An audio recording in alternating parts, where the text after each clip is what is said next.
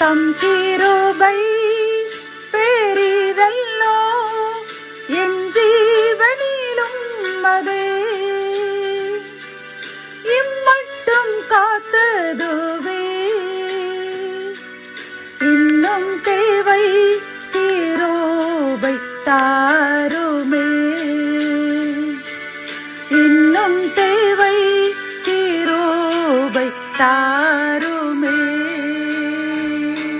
கர்த்தரும் இரட்சகருமாகிய இயேசு கிறிஸ்துவின் ஈடு இணையற்ற நாமத்தில் சேனைகளின் கர்த்தர் ஊழியத்தின் மூலம் இந்த நாள் உங்களுக்கும் உங்கள் சந்ததிகளுக்கும் மகிழ்ச்சியின் நாளாக அமையப் போகிறது என்று மனதார வாழ்த்துகின்றேன்.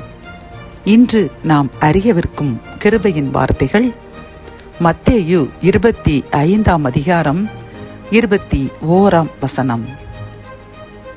கொஞ்சத்திலே உண்மையாயிருந்தாய், அநேகத்தின் மேல் உன்னை அதிகாரியாக வைப்பேன், உன் எஜமானுடைய சந்தோஷத்திற்குள் பிரவேசி. கத்தோலிக்க வேதாகமம் இவ்வாறு கூறுகின்றது. சிறிய பொறுப்புகளில் நம்பிக்கைக்கு உரியவராயிருந்தீர், எனவே பெரிய பொறுப்புகளில் உம்மை அமர்த்துவேன், உம் தலைவனாகிய என் மகிழ்ச்சியில் நீரும் வந்து பங்கு கொள்ளும் என்கின்றது.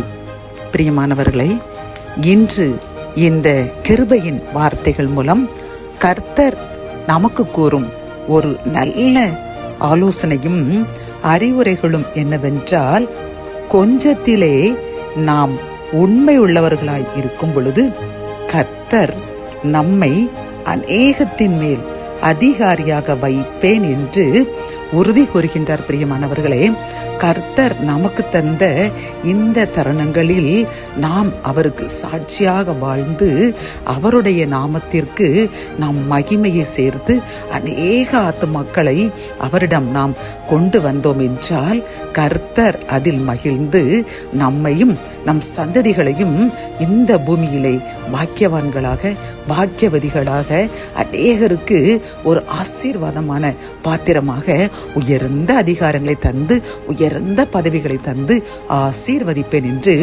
உறுதி கூறுகின்றார். பிரியமானவர்களே, ஆகவே இந்த செய்தியை கேட்டுக்கொண்டிருக்கின்ற நாம் இந்த தருணத்தில் இந்த கிருபையின் நாட்களில் நம்முடைய வாழ்க்கையும் பரிசுத்தமானதாக இருக்க வேண்டும்.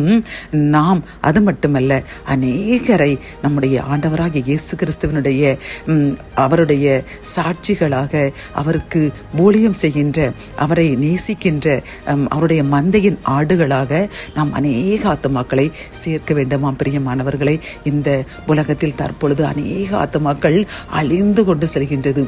பாதாளத்திற்கு அவர்கள் சென்று கொண்டிருக்கிறார்கள். பிரியமானவர்களே, இப்பொழுது நவீனமாக செல்போன் என்ற ஒரு பாவத்தில் ஈடுபட்டு சிறுவர்கள் கூட பப்ஜி அப்படி வீடியோ கேம்களுக்கு அடிமையாகி அவர்களும் அடைகின்றார்கள்.